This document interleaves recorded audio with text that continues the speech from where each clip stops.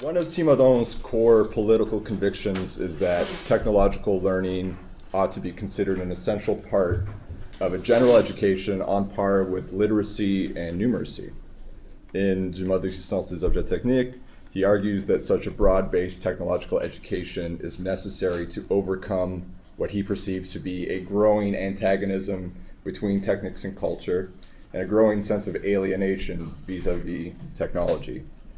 Although I find clear-cut distinctions between techniques and culture to be philosophically problematic, Simondon's call for greater technological education, or what we could call technological literacy, continues to ring true. As the rate of technological development continues to accelerate, the conditions of pressing social, political, and economic problems are increasingly technological in nature.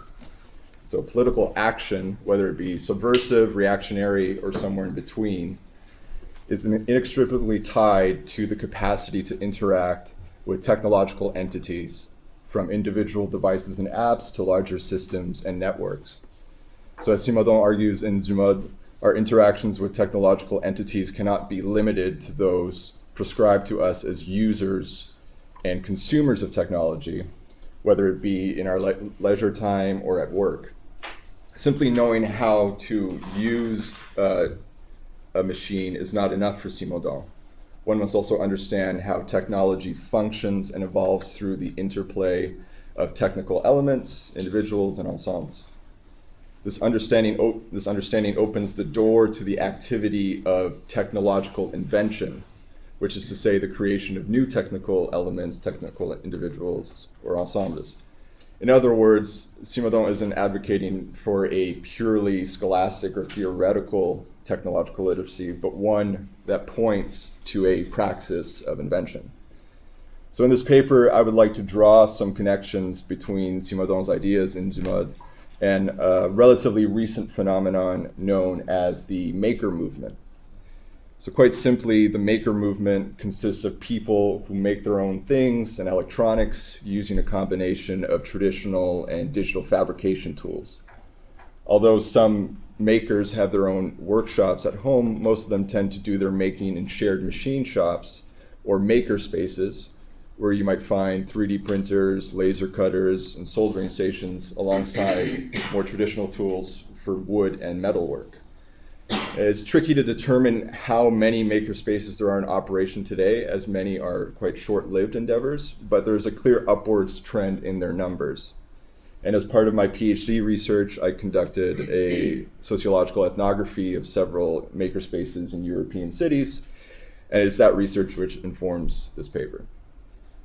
So the maker movement isn't just found in makerspaces, it's also an online phenomenon. Makers will share design files and tutorials and other kinds of content on forums, on wikis, and online databases such as Thingiverse. And the vast majority of this content is offered free of charge. Both online and in makerspaces themselves, the stated desire is to democratize access to technology and to provide an inclusive environment that is conducive to technological learning and experimentation.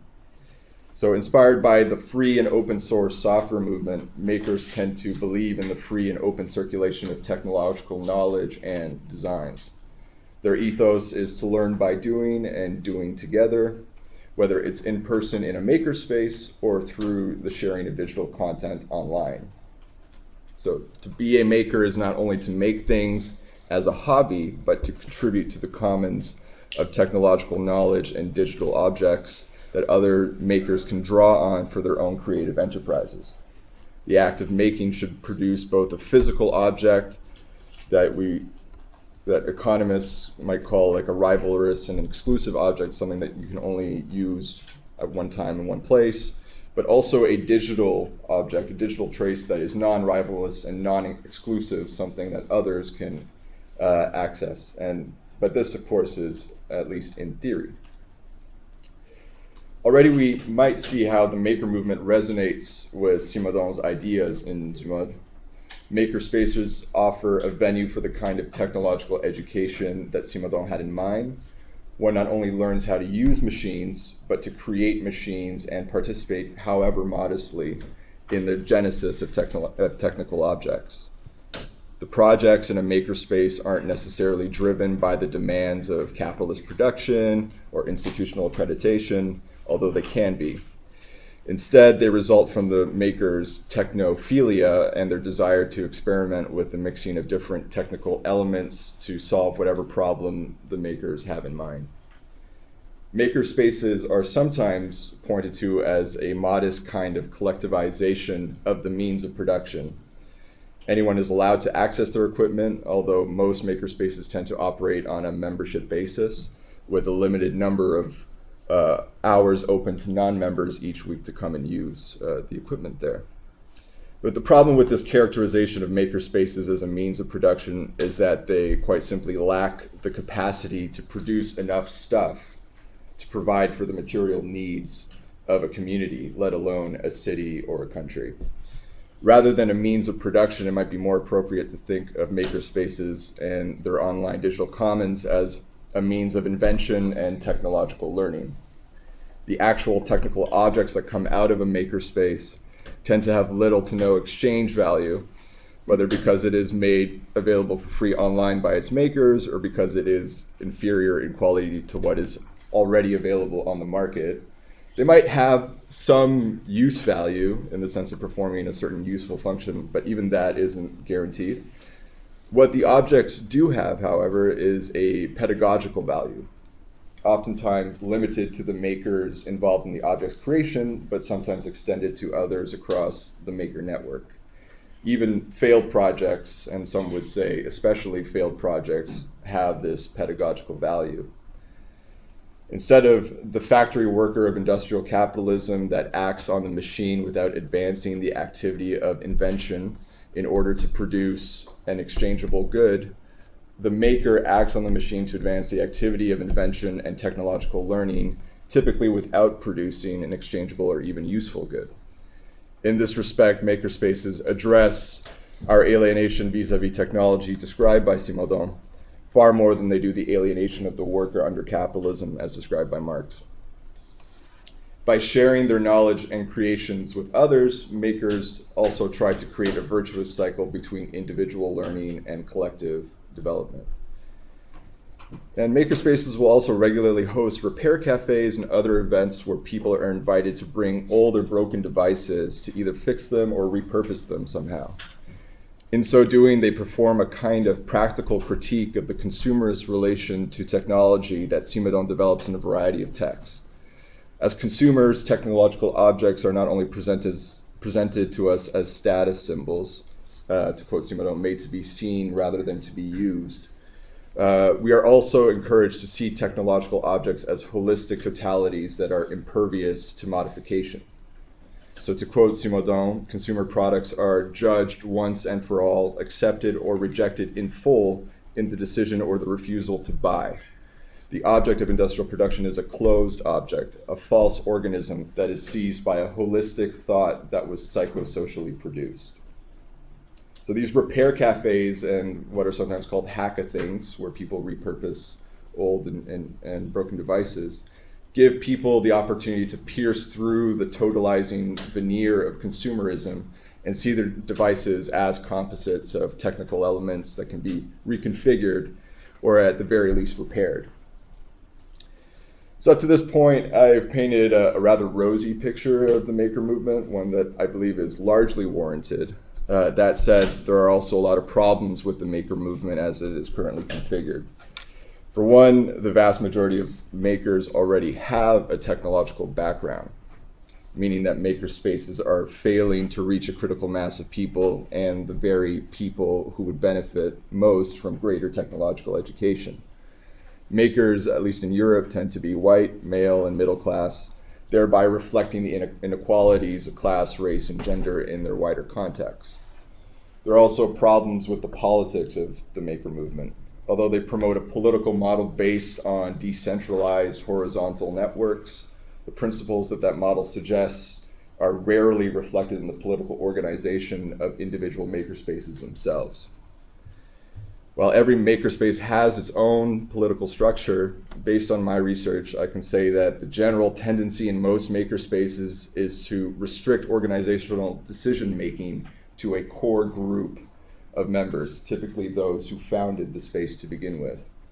The rest of the makerspace's members are effectively cut out of its political life and its decision-making processes. These centralized decision-making structures hamper a makerspace's ability to become what Stiegler calls an associated sociotechnical milieu. So inspired by Simondon's definition of an associated milieu, that is a milieu that is co-constituted with a technical individual and ensures its sustained functioning, a sociotechnical associated milieu is a milieu that is co-constituted with processes of psychic, collective, and technical individuation.